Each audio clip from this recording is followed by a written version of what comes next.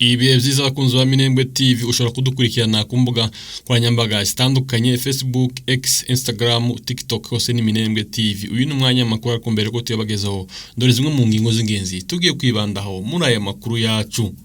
Imigwano ikaze yakomeje mu Minembwe, M23 yafashe umujyi wa Bukavu nta migwano ikomeye ibaye. Tshisekedi nawe yasubiyemo ko tazaganira na M23. Abasirikare 212 ba RDC bahunze M23 bakatiwe urwo gupfa. Abakuru b'ibihugu za Afrika bariko barareba uko intambara muri RDC yahagarara. Ikaze n'amakuru mwateguriwe kandi mugiye kugezwaho na Nkunda Yohana Dusere. Mu gitondo cyane posho ku minsi 15 kwezi kwa 2025 nibwo mu Minembwe babyukiye mu ntambara nyuma yaho twigwaneho yirukanye FRDC na wazarende ku kibuga cy'indege cya Kiziba. Ubu imigwano ikaba ihabera ku Kiziba ku Banyarasuku ndetse no kwagira. Ubu abaturage bakaba bahungira mu migana itaberemo intambara. Mu yandi makuru twamenye turiko dutegura ino nkuru nuko AFC M23 yasabye abatuye ibukavu kwishiriraho ubutegetsi bwabo. Umutwe wa M23 wasohoye itangazo usaba abaturage b'umujyi wa Bukavu gushiraho abantu b'inyangamugayo ngo babayobore nyuma yo gutsindwa ingabo za leta n'abafatanye nabo bahunze umujyi wa Bukavu. Gusaba abaturage kwishiraho ababategeka bitandukanye nuko uyu mutwe wagiye ubikora mu bindi bice bitandukanye. Abagwanyi ba M23 baragenzura umujyi wa Bukavu kuva mu ijoro ryo kuwa gatanu nyuma yuko abategetsi n'ingabo bahunze berekeza mu majepfo mu bice by'ikiyaga cya Rusizi no gukomeza Uvira. Mu itangazo rya Sona Lawrence Kanyuka muvugizi wa M23 wa AFC yasabye abaturage kwishira hamwe mu itsinda no kugenzura kugira ngo barinde umutekano, babizeza ko AFC M23 izarinda abaturage ba Bukavu. Urande rwa Tantacho ruratangaza kwifatwa ry'umujyi wa Bukavu. Perezida Felix Tshisekedi wa RDC ashinja u Rwanda ko ari rwate igihugu ciwe binyuze mu mutwe wa M23. Abategetsi b'u Rwanda bakana ibivugwa na Kinshasa bivuga ko iki gihugu cyafashe ingamba zo kurinda imipaka yacu no kurinda inyeshamba za FDL bavuga ko zikorana n'ingabo za leta ya Kinshasa. Izo naone yashinje Kinshasa ariko yo ikabihakana. Oni n'ibihugu bimwe z'uburengerazuba bivuga ko abasirikare b'u Rwanda bari hamwe mu bindi bice M23 yagiye ifata nyuma yo gushiraho abategetsi Sevire ko bategeka nyuma yo gufata umujyi wa Goma, umugwa mukuru w'intara Kivu y'Amajyaruguru. Mu cyumweru gishize bashizeho guverineri w'intara n'abategetsi basha ba Goma na komine zigize. Abamwe mu bategetsi ba RDC banenze AFC M23 mu gushiraho abategetsi Bukavu, umujyi ufite komine 3 zirimo Bagira, Ibanda na Kadutu, ukaba n'umugwa mukuru w'intara Kivu y'Amajyepfo. Kugeza ubu ntibabikoze nk'Igoma, ahubwo basavye abaturage kwishiraho abategetsi babo. Ntibizwi neza nimba ibi bakoze i Bukavu biri mu kwirinda ko bamwe mu banyekongo bongera kubanenga ivangura, nimba hariho abo bazashiraho nyuma cyangwa se hari n'indi mpamvu. Hagati aho M23 yasavye ingabo z'Uburundi gutaha. Kuri wa gatanu mu Bukavu haranzwe n'ibikorwa byo gusahura byibasiye ububiko bw'ibiribwa by'ishamwe rya ONU ryita ku biribwa PAM hamwe n'urwengero rw'ibinyobwa hazwi nko kuri brasserie nkuko abahatuye babivuga. Mu itangazo AFC yasavye ingabo z'Uburundi kuva mu duce turimo nka Nkomo, Nyangezi n'ikibaya cya Rusizi gusubira mu gihugu cyabo ako kanya. Uyu mutwe uvuga ko ta mpamvu isobanura kuba izi ngabo z'Uburundi ziri muri Kongo. Ingabo z'Uburundi ziri muri Kongo kuva ku masezerano y'ubufatanye mu za gisirikare yumvikanyweho n'abakuru b'ibihugu zombi Tshisekedi na Ndayishimiye w'u Burundi. Nyuma y'ifatwa rya Bukavu neza ntibizwi neza ikigiye gukurikiraho. Hagati aho ikibazo cy'intambara mu burasirazuba bwa Repubulika ya Demokarasi ya Kongo kiri mu biganirwaho n'inama rusange y'umuryango w'ubumwe bwa Afurika iteranire Addis Abeba muri Ethiopia none no ku munsi w'ejo. Imiryango y'ibihugu zo mu karere n'abahuza muri iki kibazo bakomeje kuvuga ko aya makimbirane azakemuka gusa habayeho ibiganiro ku mpande zose. Gusa nubwo M23 ikomeje kwigarura ibice bitandukanye zo muri Sud Kivu, hakomeje kuba ubwicanyi bukorerwa abanyamurenge hirya no hino mu gihugu cya Kongo, by'umwihariko muri Uvira aho bari kwicwa cyane n'abazalendo. M23 yafashe umujyi wa Bukavu nta migwano ikomeye ibaye. Amasoko atandukanye aremeza ko umujyi wa Bukavu ugenzurwa n'inyeshamba za M23 kuva ku mugoroba wo kuwa gatanu nyuma ko ingabo za leta n'abategetsi b'intara Kivu y'Amajyepfo bahunze. Umunyamakuru ukorera Radio Maendeleo ibukavu yabwiye BBC dukesha iyi nkuru ko abagwanyi ba M23 kugeza mu ijoro rya na gatanu bariko binjira ari benshi mu bice bitandukanye bya Bukavu. Abajwe nimba umujyi wose wafashwe yagize ati nimugoroba bari bageze kuri Place d'Independance hagati mu mujyi.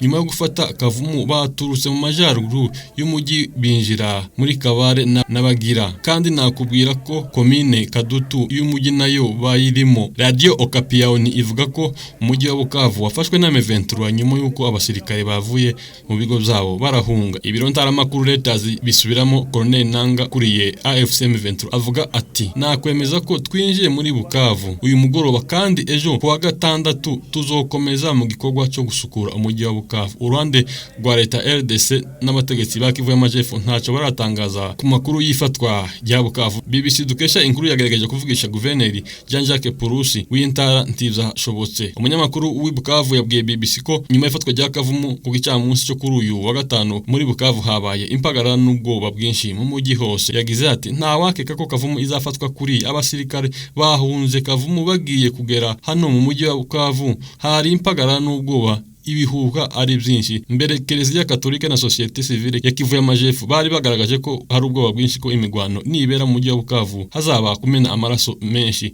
Uyu munyamakuru avuga ko kuwa gatanu humvikanye amasasu mu gihe tari kinini mu majaruguru no hagati mu mujyi wa Bukavu. Agira ati ariko mu by'ukuri nta ntambara ikomeye yabaye kugeza ubu. Mu ijoro ryo kuwa gatanu mu duce tumwe na tumwe tw'umujyi wa Bukavu haracumvikana amasasu make nk'uko abivuga. Radio Okapi ivuga ko abagwanyi ba M23 binjiye muri Bukavu abaturage babareba tawubagwanya. Leta isubiramo abatuye i Bukavu n'umukozi wa ONU bavuga ko ingabo za leta n'iz'u Burundi kuwa gatanu babonetse bakava mu kigo ca Saiyo, ikigo gikuru ca gisirikare ca Bukavu. Umwe muri bo yagize ati barimo kugenda barinda ko haba imigwano mu duce dutuwe n'abaturage. Radio Okapi ivuga ko bamwe mu basirikare ba leta ya Kongo bavuye muri uyu mujyi mu gisubizo n'icyifuzo ca societe civile yabasabye kwirinda ko hameneka amaraso nk'ibyabaye mu ifatwa rya Goma mu zumweru birenga gato bibiri bishize. Nyuma muri Bukavu habonetse amashusho abantu bari gusahura ibice bitandukanye z'umujyi mu gihe muri rusange uyu mujyi wuzuye ubwoba n'urujijo nk'uko umunyamakuru ariyo abivuga. ONU na Kinshasa n'ibihugu z'uburengerazuba bavuga ko nta gushidikanya ingabo z'u Rwanda zibarirwa mu bihumbi zinjira muri DRC Congo gufasha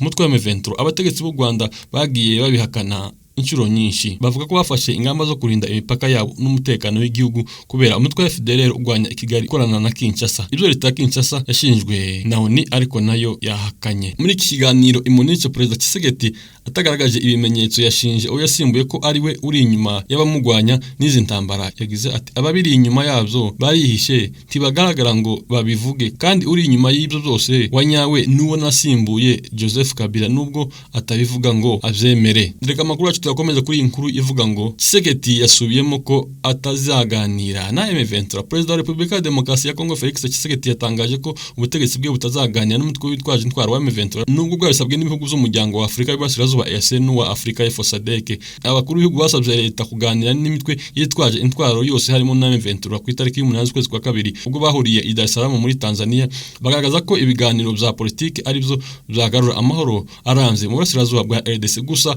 mu nama mpuzamahanga ya politiki n'umutekano ihabera i Munich mu Budage guhera ku minsi 14 ukwezi kwa kabiri uyu mwaka, Tshisekedi yavuze ko ubutegetsi bwe budashobora kuganira na M23 kuko ngo ni umutwe w'iterabwoba wishe abantu. Yagize ati iyo tuvuga ko tutazaganira na M23 ntabwo twirata. Impamvu ya mbere nuko yishe abantu, yarashe amabombe ku nkambi, abagore n'abana barafa. Ntabwo twagana n'umutwe w'iterabwoba. Uyu mukuru w'igihugu yavuze ko kandi M23 ari ikintu kirimo ubusa gikorana n'u Rwanda. Asobanura ko ubutegetsi bwe buzaganira n'u Rwanda gusa aho kuganira n'uyu mutwe witwaje intwaro. Arongera avuga ati ntabwo dushaka kuganira na M23 ahubwo dushaka kuganira n'u Rwanda mu buryo butaziguye kuko bibaye ibyo twaba dutakaza umwanya ngo ibyo biganiro bizakomeza muri gahunda ya Nairobi. M23 ihakana ibyaha byose ishinjwa na leta ya RDC ikagaragaza intego yayo ari ukurinda umutekano w'abaturage. M23 yasobanuye ko yashoboye kugarura umutekano mu bice byose yafashe birimo n'umujyi wa Goma, nyamara mbere byari byarahungabanijwe n'ubwicanyi n'ubujura no gufata ku nguvu. Uko leta ya RDC yanga kuganira na M23 niko uyu mutwe witwaje intwaro ukomeza kwagura ibirindiro byabo, ubu ukabafashe Bukavu ari umugwa mukuru w'intara Kivu y'Amajepfo. Reka amakuru yacu tuyakomeze kuri iyi nkuru. Abasirikare 212 ba RDC bahunze M23 bakatiwe igihano cy'urupfu. Urukiko rukuru rwa gisirikare rwa Bukavu mu ntara Kivu y'Amajepfo muri Repubulika ya Demokarasi ya Kongo rwakatiye abasirikare ba FARDC 212 igihano cy'urupfu y'amadolari 200,000 bazira guhunga urugamba. Abasirikare bafashwe mu bihe bitandukanye nyuma yo guhunga urugamba bari bahanganyemo n'umutwe witwaje intwaro wa M23 mu ntara Kivu y'Amajepfo. Ibyaha ubushinjacyaha bw'igisirikare cya RDC cyari kibakurikiranyeho birimo guhunga umwanzi, kwica, kugerageza kwica no gufata ku nguvu. Hari abasirikare 72 bagizwe abere nyuma yaho bigaragaye ko nta kimenyetso kibahamya icyaha na kimwe mu zo barakurikiranyweho. Hari abandi basirikare bagera kuri 90 bari kuburanishwa mu rukiko rwa gisirikare rwa Uvira muri Kivu y'Amajepfo, nabo bakurikiranyweho ibyaha birimo guhunga umwanzi. Reka amakuru yacu tuyasoreze kuri iyi nkuru. Abakuru b'ibihugu bya Afurika bariga uko imirwano ihagarara muri RDC. Abakuru b'ibihugu bagize akanama k'umuryango wa Afurika yunze ubumwe gashinzwe amahoro n'umutekano kuri uyu wa gatanu ku minsi 14 kwezi kwa 2025 bari ku cicaro cy'umuryango wa Afurika yunze ubumwe Addis Ababa muri Ethiopia biga uko amahoro n'umutekano wagaruka muri Kongo. Iyi nama byabiteganyijwe ko iza gufungurwa na Teodoro Obiang Nguema Mbasongo, perezida wa Guinea Equatorial, akaba ari nawe uyoboye aka kanama gashinzwe amahoro n'umutekano PSC. Abandi barimo umuyobozi wa komisiyo wa Afurika yunze ubumwe Musa Faki Mahamat, biteganyijwe ko nawe aza kugeza ijambo kubitabire inama. Ikinyamakuru Amani Africa gikorera muri Ethiopia kivuga ko biteganyijwe ko muri inama perezida wa Repubulika y'u Rwanda Paul Kagame wamaze kugera muri iki gihugu na mugenzi wa Kongo uri mu Bubiligi Magingo aya baza kugiramo uruhare, cyane ko ibibazo bivugwa mu burasirazuba bwa Kongo abishinja u Rwanda.